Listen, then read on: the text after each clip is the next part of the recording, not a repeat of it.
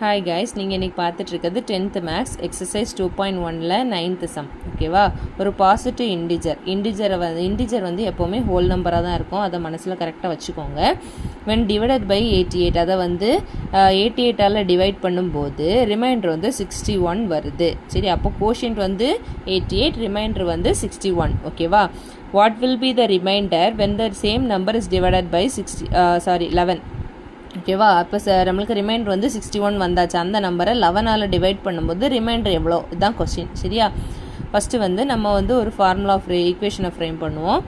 Positive இன்டிஜரை வந்து எக்ஸ்ன்னு எடுத்துக்கலாம். ஓகேவா? ஃபார்முலா என்னது? A = BQ + R. இது வந்து நமக்கு எல்லாருக்குமே தெரியும். கரெக்டாக? ஏயும் பியும் வந்து இன்டிஜர்ஸ் தான். அதை வந்து எக்ஸும் ஒய்னு எடுத்துக்கிறோம். சரியா? கோஷியன்ட்டு ரிமைண்டர் நம்மளுக்கு தெரியும். கோஷியன்ட் வந்து 88, ரிமைண்டர் வந்து 61. ஓகேவா? அதை வச்சு இந்த ஃபார்முலா எழுதிடலாமா? ஓகே.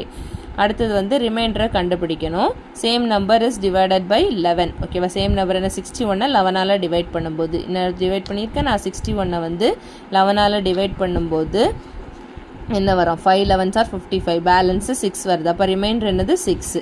அதை ஃபார்முலாவில் ஃபஸ்ட்டு எழுதிடணும். 61 = 11 இன்ட்டு மேலே உள்ளது இதில் எழுதிக்கணும் 5 + 6. ஓகேவா? ரிமைண்டர் வந்து 6. அவ்வளோதான்.